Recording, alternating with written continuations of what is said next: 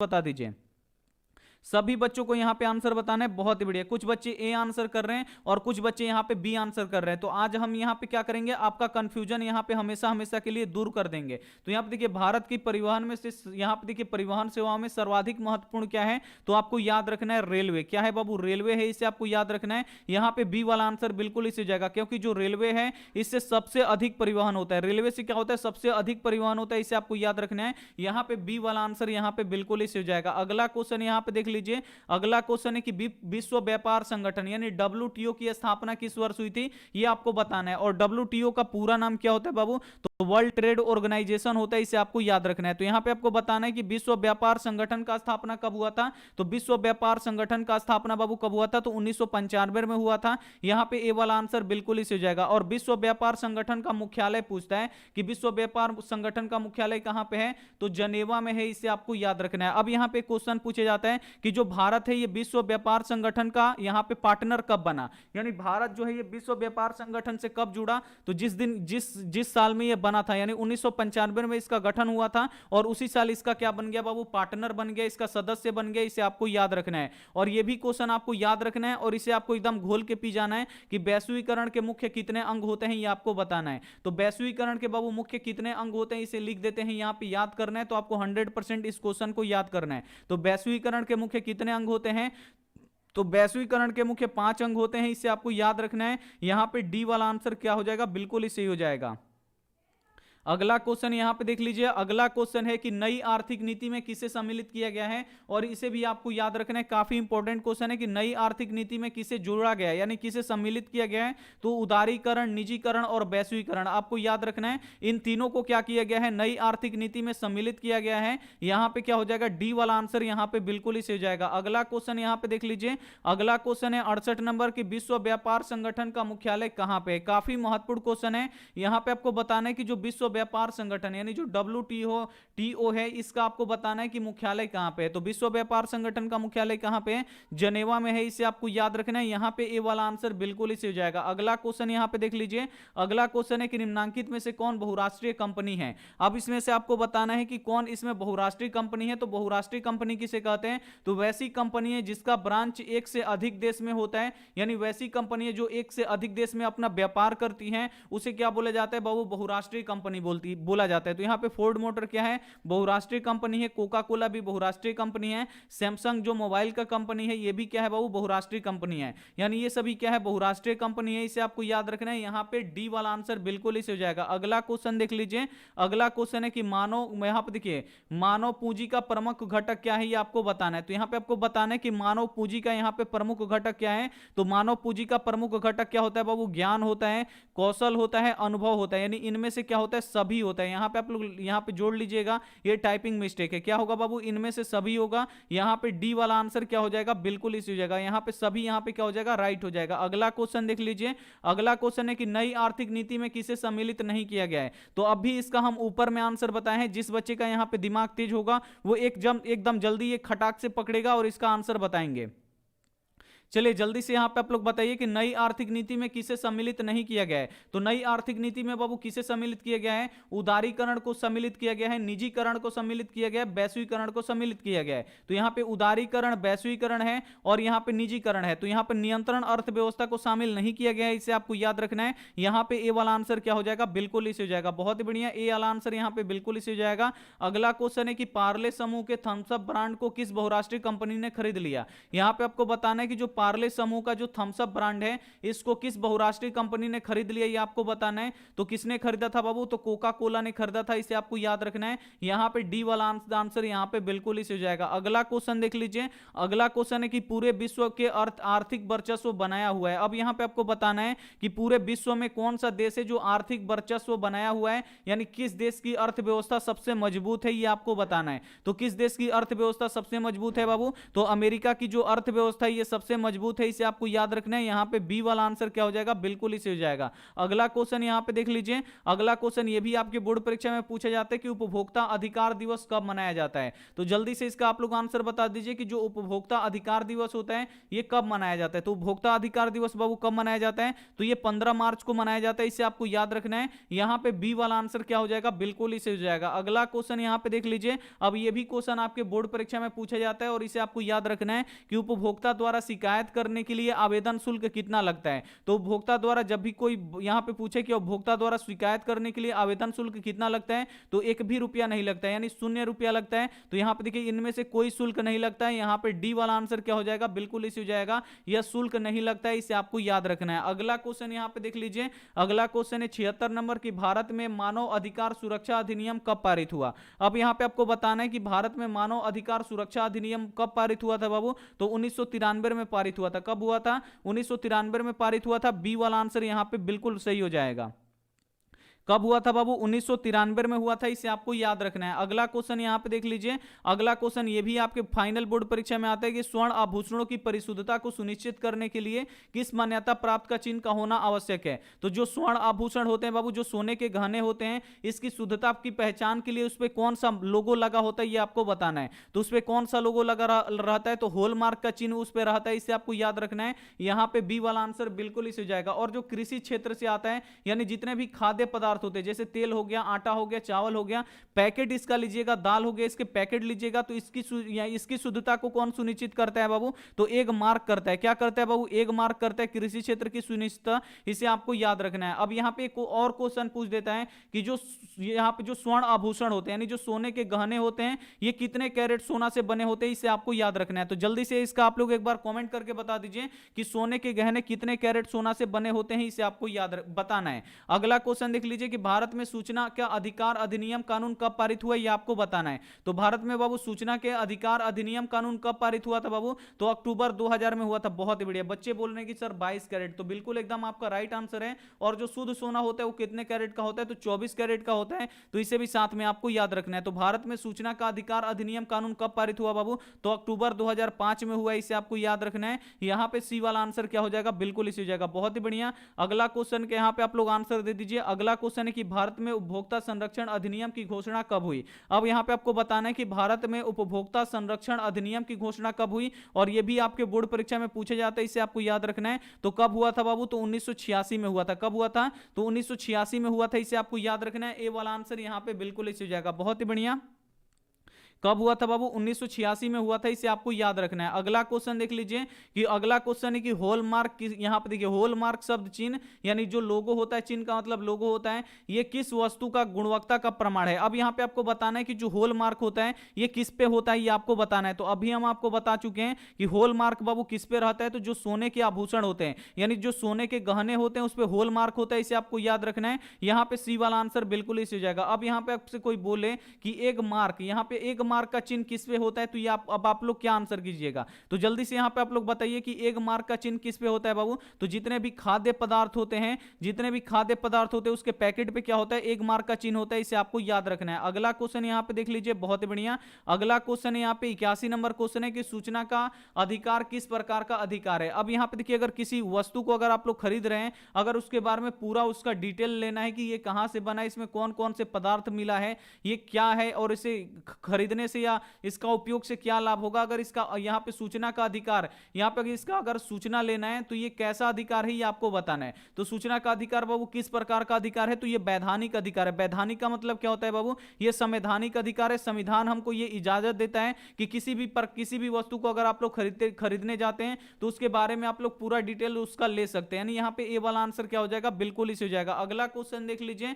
अगला क्वेश्चन है यहां पे 82 नंबर की, सर्वप्रथम किस देश ने उपभोक्ता अधिकारों की घोषणा किया था। अब यहां पे आपको बताना है कि सबसे पहला वो देश कौन सा है जिसने उपभोक्ता अधिकारों की घोषणा किया था। तो सबसे पहले अमेरिका ने क्या किया था बाबू, उपभोक्ता अधिकारों का घोषणा किया था। यहां पे बी वाला आंसर क्या हो जाएगा, बिल्कुल इसी हो जाएगा। काफी इंपॉर्टेंट क्वेश्चन है। अगला क्वेश्चन देख लीजिए। अगला क्वेश्चन है कि उपभोक्ताओं का शोषण का मुख्य प्रकार है। अब यहां पे आपको बताना है कि जो उपभोक्ता होते हैं, यानी जो कंज्यूमर होते हैं, जो सामान खरीदने वाले होते हैं, उनका शोषण किस प्रकार से होता है, ये आपको बताना है। तो बाबू उपभोक्ताओं का शोषण किस प्रकार से होता है, तो माप तोल में कमी, यानी अगर 1 केजी आप लोग खरीद रहे हैं तो आपको वो 900 ग्राम ही दे देगा या 950 ग्राम दे देगा या 800 ग्राम कर देगा। इतना आपको क्या करेगा यहाँ पे वजन में आपका कमी कर देगा या मिलावटी कर देगा। अगर आप लोग दूध ले रहे हैं, आटा ले रहे हैं, तो उसमें क्या करेगा, मिलावट सामान दे देगा। तो इससे भी क्या होता है, उपभोक्ता का यहाँ पे क्या होता है, शोषण होता है। एक होता है भ्रामक प्रचार, क्या होता है कि अगर वस्तु खराब है और उसका प्रचार बहुत ही बड़े पैमाने पे चल रहा है, यहाँ पे हीरो हीरोइन इसका प्रचार दे रहे हैं, तो इससे भी क्या होता है, भ्रामक प्रचार से भी क्या होता है, उपभोक्ताओं का शोषण होता है। यानी इनमें से सभी में क्या होता है, उपभोक्ताओं का शोषण होता है। डी वाला आंसर बिल्कुल इसे हो जाएगा। अगला क्वेश्चन देख लीजिए। अगला क्वेश्चन एक उपभोक्ता द्वारा राष्ट्रीय फोरम में अपील कर सकता है। मोस्ट बीबीआई क्वेश्चन है। अगर उपभोक्ता के द्वारा अगर कुछ भी अगर हुआ होता है, अगर उपभोक्ता शिकायत करना चाहता है तो उपभोक्ता कितने दिन के अंदर शिकायत कर सकता है, ये आपको बताना है राष्ट्रीय फोरम में। तो राष्ट्रीय फोरम में कितने दिन के अंदर शिकायत कर सकते हैं, तो 30 दिनों के अंदर वो शिकायत कर सकता है और उसके शिकायत को सुना भी जाएगा। यहां पे बी वाला आंसर बिल्कुल इसे हो जाएगा। और राष्ट्रीय फोरम में बाबू शिकायत करने के लिए 1 भी रुपया नहीं लगता है, तो इसे भी साथ में आपको याद रखना है। अगला क्वेश्चन देख लीजिए। अगला क्वेश्चन अपने बिहार से है कि बिहार प्रांत का गठन कब हुआ था। अब यहां पे आपको बताना है कि बिहार प्रांत, प्रांत का मतलब क्या होता है, राज्य होता है। तो जो अपना बिहार राज्य है इसका गठन कब हुआ था, ये आपको बताना है। तो जल्दी से इसका आप लोग आंसर बता दीजिए बाबू कि बिहार राज्य का गठन कब हुआ। बहुत ही बढ़िया बच्चों का यहाँ पे आंसर आना शुरू हो चुका है। 22 मार्च 1912 कब हुआ था बाबू, तो 22 मार्च 1912 को हुआ था। इसे आपको याद रखना है। यहाँ पे सी वाला आंसर बिल्कुल इसे हो जाएगा। अगला क्वेश्चन यहाँ पे देख लीजिए। अगला क्वेश्चन यहाँ पे 86 नंबर की राष्ट्रीय विकास परिषद की अध्यक्षता या अध्यक्ष कौन होता है, ये आपको बताना है। तो राष्ट्रीय विकास परिषद का बाबू अध्यक्ष कौन होता है, हम आपको बता चुके हैं कौन होता है बाबू, प्रधानमंत्री होते हैं। बी वाला आंसर बिल्कुल इसे हो जाएगा। और भारत में विकास परिषद का गठन कब हुआ था, तो 1952 में हुआ था। तो इसे भी साथ में आपको याद रखना है। काफी इंपॉर्टेंट क्वेश्चन है, बहुत बढ़िया पीएम, बहुत ही बढ़िया। अगला क्वेश्चन यहां पे देख लीजिए। अगला क्वेश्चन है कि तेलंगाना राज्य का गठन कब हुआ था। तो जल्दी से इसका आप लोग आंसर बता दीजिए कि तेलंगाना राज्य का गठन कब हुआ। तो तेलंगाना राज्य का गठन कब हुआ बाबू, 2 जून 2014 को हुआ। यहां पे ए वाला आंसर यहां पे बिल्कुल इसे जाएगा। अब यहां पे पूछा जाएगा कि भारत का सबसे नया राज्य कौन सा है। तो भारत का सबसे नया राज्य कौन सा है बाबू, तेलंगाना है। इसे आपको याद रखना है। एक क्वेश्चन यह भी पूछा जाएगा कि भारत में अब कितने राज्य हैं। तो भारत में अब बाबू कितने राज्य हैं, 28 राज्य हैं। और भारत में कितने केंद्र शासित प्रदेश हैं, तो भारत में अब यहां पे देखिए 9 केंद्र, यहां पे 8 केंद्र शासित प्रदेश हैं। तो इसे भी साथ में आपको याद रखना है। अगला क्वेश्चन यहां पे देख लीजिए। अगला क्वेश्चन है कि भारत में योजना आयोग का गठन कब किया गया था। तो भारत में बाबू योजना आयोग का गठन कब किया गया था, तो 15 मार्च 1950 को किया गया था। इसे आपको याद रखना है। यहां पे ए वाला आंसर क्या हो जाएगा, बिल्कुल इसे हो जाएगा। अगला क्वेश्चन यहां पे देख लीजिए। अगला क्वेश्चन काफी महत्वपूर्ण है कि तिनकठिया प्रणाली किस पर लागू होता था। अब यहां पे आपको बताना है कि जो अंग्रेजों के द्वारा तिनकठिया प्रणाली लागू किया गया था, ये किस पर लागू होता था, ये आपको बताना है। तो ये किस पर लागू होता था बाबू, तो ये किसानों पर लागू होता था। इसे आपको याद रखना है। डी वाला आंसर यहां पे बिल्कुल इसी जगह। काफी इंपॉर्टेंट क्वेश्चन है ये आपके बोर्ड परीक्षा के लिए। अगला क्वेश्चन यहां पे देख लीजिए। अगला क्वेश्चन है कि वैश्वीकरण ने देशों को किया है। अब यहां पे आपको बताना है कि जो वैश्वीकरण है इसने देशों को क्या किया है बाबू, तो देशों को एक दूसरे के क्या किया है, करीब किया है। यानी एक दूसरे को मिलाने का कोशिश किया है। यहां पे व्यापार को क्या किया है, बढ़ाने का कार्य किया है। यहां पे बी वाला आंसर बिल्कुल इसे हो जाएगा। अगला क्वेश्चन यहां पे देख लीजिए। अगला क्वेश्चन है कि बिहार में जीवन यापन का मुख्य साधन क्या है। अगर आप लोग बिहार में रहते हैं तो बिहार का जीवन यापन का बाबू मुख्य साधन क्या है, तो बिहार में जीवन यापन का मुख्य साधन कृषि है। इसे आपको याद रखना है। यहां पे बी वाला आंसर बिल्कुल इसे हो जाएगा। अगला क्वेश्चन देख लीजिए। अगला क्वेश्चन है कि रिजर्व बैंक ऑफ इंडिया का मुख्यालय कहां पे है। मोस्ट वीवीआई क्वेश्चन है और ये क्वेश्चन हम आपको समझा चुके हैं कि रिजर्व बैंक ऑफ इंडिया का मुख्यालय कहां पे है बाबू, मुंबई में है। इसे आपको याद रखना है। यहां पे बी वाला आंसर बिल्कुल इसे जाएगा। और बैंकों का बैंक किसे कहा जाता है, तो रिजर्व बैंक ऑफ इंडिया को कहा जाता है। इसे आपको याद रखना है। अगला क्वेश्चन देख लीजिए। अगला क्वेश्चन है 93 नंबर की बाजार का महत्वपूर्ण अंग है। अब यहां पे आपको बताना है कि जो बाजार होता है इसका महत्वपूर्ण अंग कौन सा होता है, तो उपभोक्ता होता है, कंज्यूमर होता है। इसे आपको याद रखना है। ए वाला आंसर बिल्कुल इसे हो जाएगा। अगर उपभोक्ता नहीं रहेगा तो बाजार नहीं चलेगा। इसे आपको याद रखना है। तो बाजार का महत्वपूर्ण अंग कौन सा होता है, उपभोक्ता होता है। इसे आपको याद रखना है। अगला क्वेश्चन देख लीजिए। अगला क्वेश्चन है कि चिपको आंदोलन निम्न में से किससे संबंधित है। अब यहां पे ये भी क्वेश्चन पूछा जाता है कि जो चिपको आंदोलन है ये किससे संबंधित है। तो चिपको आंदोलन बाबू किससे संबंधित है, तो ये पेड़ से संबंधित है। यहां पे ए वाला आंसर बिल्कुल इसे हो जाएगा। अब यहां पे क्वेश्चन आता है कि चिपको आंदोलन के अग्रणी नेता कौन थे। तो चिपको आंदोलन के अग्रणी नेता कौन थे बाबू, सुंदरलाल बहुगुणा थे। इन्हें आपको याद रखना है। और चिपको आंदोलन की जो शुरुआत हुआ था बाबू, ये कहां से हुआ था ये आपको बताना है। तो चिपको आंदोलन का शुरुआत बाबू कहां से हुआ था, तो उत्तराखंड के गढ़वाल जिले से हुआ था, इसे आपको याद रखना है। अगला क्वेश्चन यहां पे देख लीजिए, अगला क्वेश्चन है कि सेफ्टी लैंप का आविष्कारक कौन है, यानी आपको बताना है कि जो सेफ्टी लैंप था इसका आविष्कार किसने किया। और ये क्वेश्चन बोर्ड परीक्षा में आता है, इसे आपको एकदम रट जाना है, इसे आपको घोल के पी जाना है, एकदम आपको याद करने लेना है। तो सेफ्टी लैंप का आविष्कार बाबू किसने किया था, तो सेफ्टी लैंप का आविष्कार हेम्फ्री डेवी ने किया था, इसे आपको याद रखना है। डी वाला आंसर बिल्कुल इसे हो जाएगा। और एक क्वेश्चन ये भी पूछा जाता है कि वाष्प इंजन का आविष्कार किसने किया था, तो वाष्प इंजन का बाबू आविष्कार किसने किया था, तो वाष्प इंजन का आविष्कार जेम्स वाट ने किया था, इसे आपको याद रखना है। अगला क्वेश्चन देख लीजिए, अगला क्वेश्चन है कि अंग्रेजों ने भारतीय अर्थव्यवस्था का किया। अब यहां पे आपको बताना है कि जो अंग्रेज लोग थे इन्होंने भारतीय अर्थव्यवस्था का क्या किया, तो अंग्रेज जो थे बाबू ये भारतीय अर्थव्यवस्था का क्या किए, जम के शोषण किए, भारत को जमकर लूटे। यहां पे बी वाला आंसर बिल्कुल ही सही हो जाएगा। अगला क्वेश्चन यहां पे देख लीजिए, अगला क्वेश्चन है 97 नंबर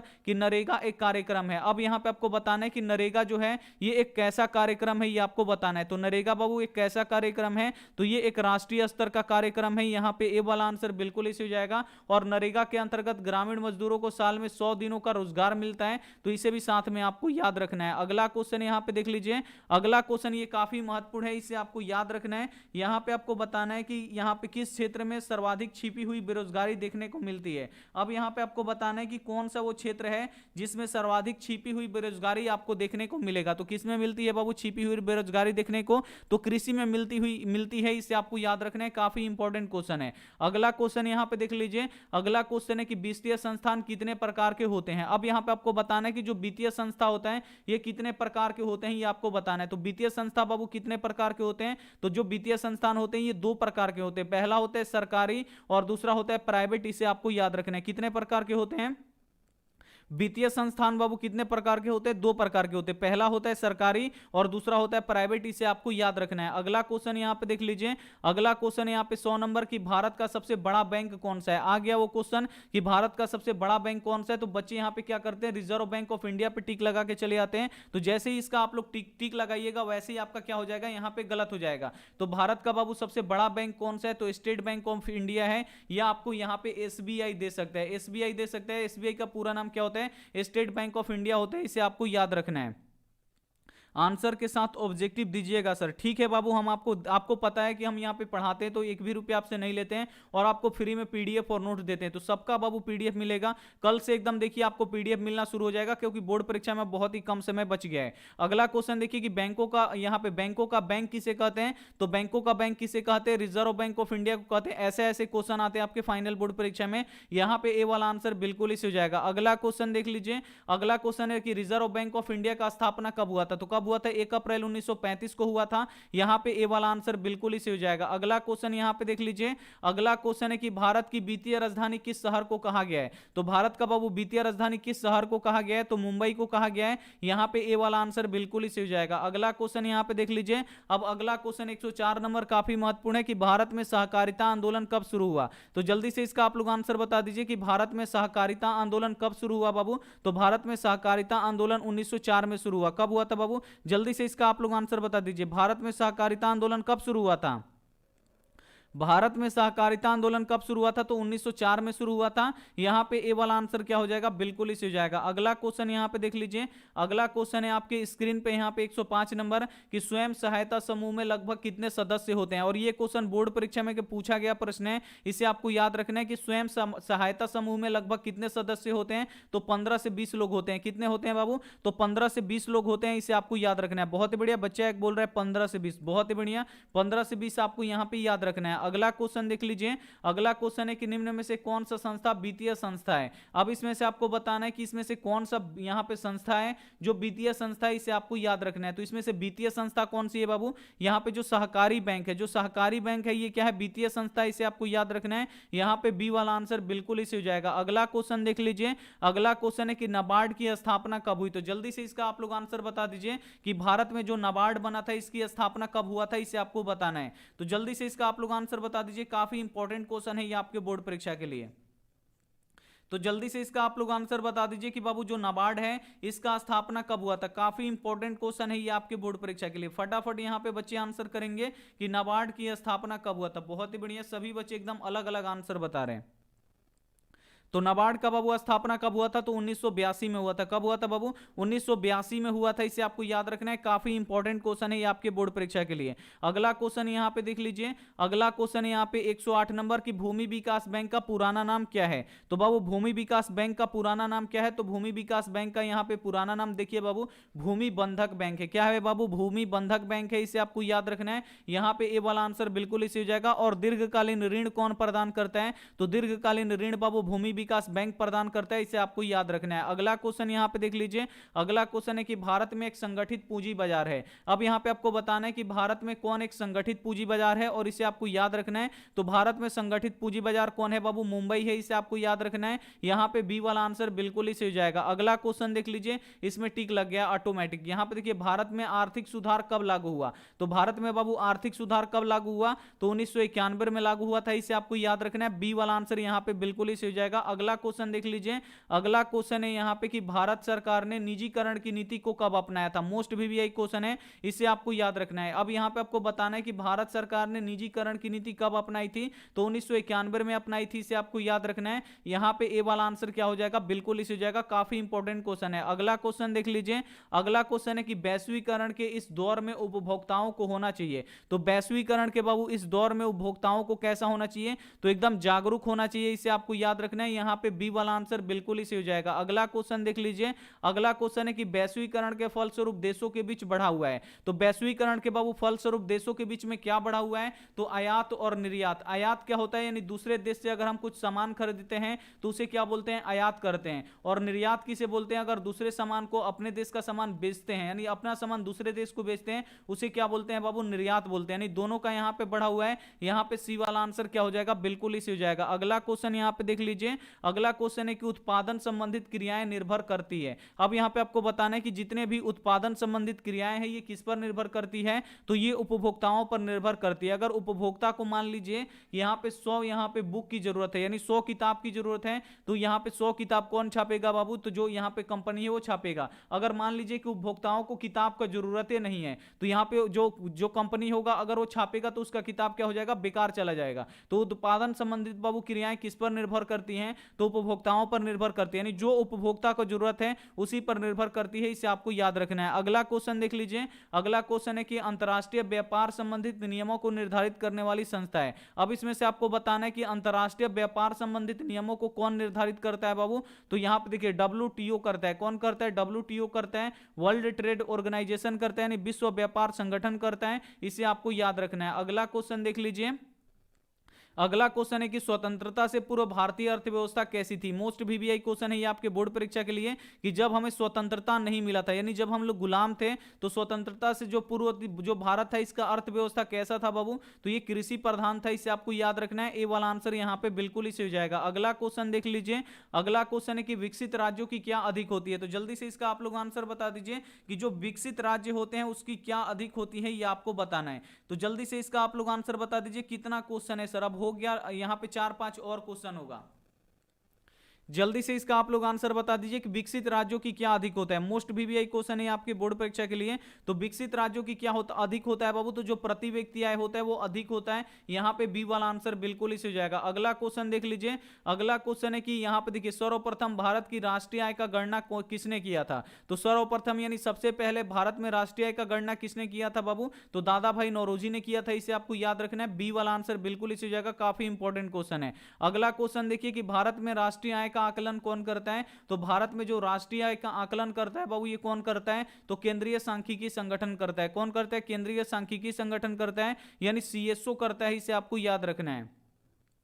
और किस विधि के द्वारा होता है? तो ये मूल योग विधि के द्वारा होता है। यहां पर देखिए भारत में राष्ट्रीय आय का आकलन कौन करता है? तो केंद्रीय सांख्यिकी संगठन करता है। इसे आपको याद रखना है। अगला क्वेश्चन यहां पे देख लीजिए, अगला क्वेश्चन है कि हमारे यहां पे देखिए निम्नलिखित में से कौन हमारे रहन सहन के स्तर को प्रभावित करता है? अब यहां पे आपको बताना है कि हमारे रहन सहन के स्तर को कौन प्रभावित करता है बाबू? तो कौन करता है? यहां पे देखिए प्रति व्यक्ति आय करता है। कौन करता है? प्रति व्यक्ति आय। अगर मान लीजिए यहां पे 2 व्यक्ति हैं, एक व्यक्ति यहां पे कमा रहा है, एक दिन का 5,000 रुपये कमा रहा है, और ये एक दिन का यहाँ पे 500 रुपया कमा रहा है, तो कौन सबसे स्टैंडर्ड में रहेगा? ये जो एक दिन का 5000 कमा रहा है, इसका जो रहने सहने का तरीका होगा अलग होगा, गाड़ी होगा, इसके पास अच्छा घर होगा, पहनने के लिए अच्छा कपड़ा होगा। लेकिन जो 500 रुपया कमा रहा है उसके पास ना गाड़ी होगा ना घर होगा, उसके पास एकदम सिंपल लाइफ जिएगा। तो हमारे रहन सहन के स्तर को कौन प्रभावित करता है? तो प्रति व्यक्ति आय प्रभावित करता है। यहाँ पे सी वाला आंसर बिल्कुल इसी हो जाएगा। अगला क्वेश्चन देखिए कि भारत की सर्वप्रथम अनुमानित प्रति व्यक्ति आय, तो भारत की बाबू सर्वप्रथम अनुमानित प्रति व्यक्ति आय कितना था?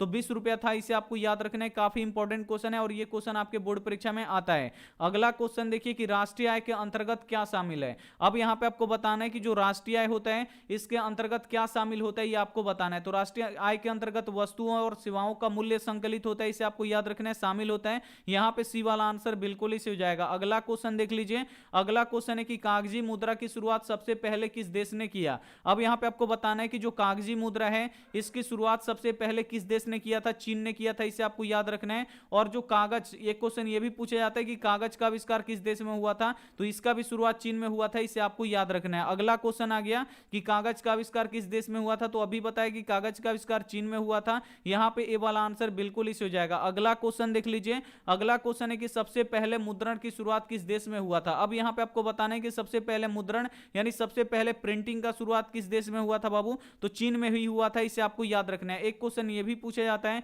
कि सबसे पहले सिविल सेवा परीक्षा की शुरुआत किसने किया, तो सबसे पहले बाबू सिविल सेवा परीक्षा की शुरुआत किसने किया था, तो चीन ने ही किया था, इसे आपको याद रखना है। अगला क्वेश्चन देख लीजिए। अगला क्वेश्चन है कि निम्नलिखित में से कौन सा आधुनिक मुद्रा का एक रूप है। अब इसमें से आपको बताना है कि कौन इसमें से एक आधुनिक मुद्रा का रूप है। तो कागजी नोट क्या है बाबू, ये आधुनिक मुद्रा का रूप है, यानी आजकल के जो मुद्रा है वो किसके बनते हैं, तो कागज के बनते हैं। यहां पे बी वाला आंसर बिल्कुल ही सही हो जाएगा। अगला क्वेश्चन देख लीजिए। अगला क्वेश्चन है कि आय और उपभोग के अंतर को क्या कहते हैं। अब यहां पे आपको बताना है कि आय और उपभोग के अंतर को क्या कहते हैं, तो आय और उपभोग के अंतर को बचत कहते हैं, इसे आपको याद रखना है। अगर मान लीजिए आप लोग 500 कमा के लाए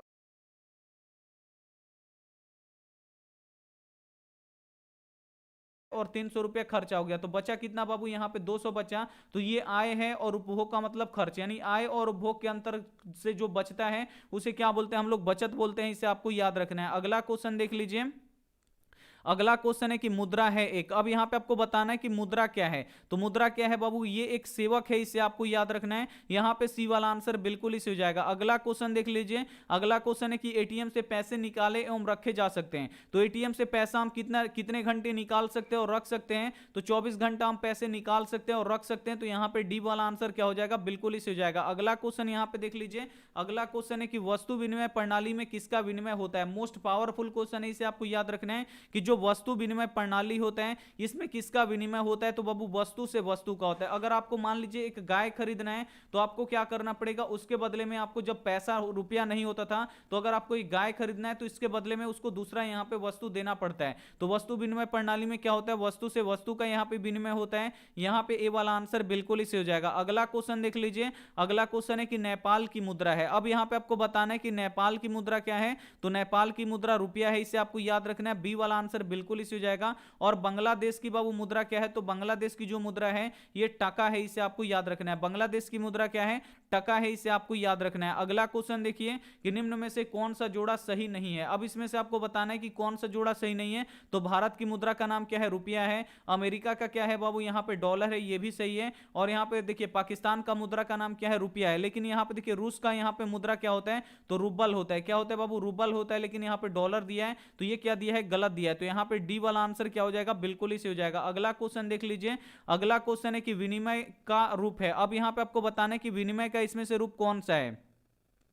अब यहां पे ज्यादा क्वेश्चन नहीं है, यहां पे 2-3 और क्वेश्चन होगा। अब यहां पे आपको बताना है कि विनिमय का रूप है, तो विनिमय का बाबू कितना रूप होता है, 2 रूप होता है। पहला होता है वस्तु विनिमय प्रणाली और दूसरा क्या होता है बाबू, मौद्रिक विनिमय प्रणाली। तो विनिमय का रूप है बाबू, तो वस्तु विनिमय प्रणाली भी है और मुद्रा विनिमय प्रणाली भी है, यानी दोनों है, इसे आपको याद रखना है। यहां पे सी वाला आंसर यहां पे बिल्कुल ही सही हो जाएगा। अगला क्वेश्चन देख लीजिए।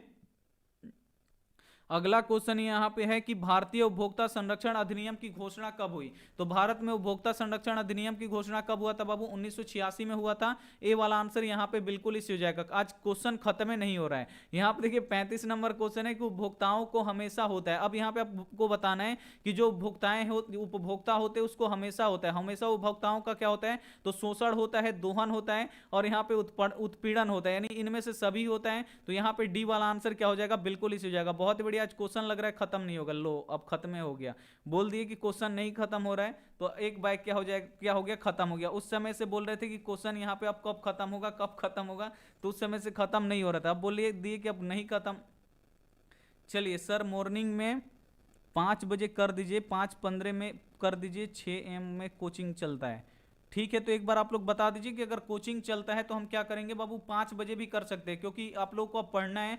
तो अगर जो भी बच्चे अगर चाहते हैं कि 5 बजे हो जाए तो 5 बजे हम कर देंगे, लेकिन आपको पढ़ना पड़ेगा। 5 बजे सुबह में उठना पड़ेगा। 5 बजे सुबह में आपको यहाँ पे उठना पड़ेगा। बहुत ही बढ़िया, सभी बच्चे यहाँ पे पढ़ रही हैं। गोल्डी बहुत ही बढ़िया, ब्रोकन हर्ट सविता सिन्हा, रूपांजलि बहुत ही बढ़िया, आकांक्षा रूपांजलि बहुत ही बढ़िया, आकांक्षा कुमारी, दीपक सम्राट बहुत ही बढ़िया, सदानंद भाई बहुत ही बढ़िया। नींद नहीं आ रही है सर? नींद आ रही है। बहुत ही बढ़िया, हमको भी नींद आ रहा है बाबू। पढ़ाते पढ़ाते तो हमको भी नींद आने लगता है। और ये गाँव में बाबू देखिए, यहाँ पे अभी आप लोग निकल के देखिएगा तो एक भूत भी नजर नहीं आएगा रोड पे। यहाँ पे अभी निकल के एक बार देखिएगा बाहर आप लोग रोड पे या खिड़की से झांकिएगा तो एक भूत भी नजर नहीं आएगा। सिर्फ आप लोग भी यहाँ पे जगे हुए होंगे। 2 बजे कर दीजिए AM में। ठीक है, 2 बजे सुबह में भी कर देते हैं। और अभी इस टाइम अगर आप लोग निकलिएगा तो क्या होगा? भूत यहाँ पे दिखाई देगा, रोड पे भूत दिखाई देगा। सर जी गणित में क्वेश्चन देखता हूँ नहीं बनता है, क्वेश्चन आंसर देखता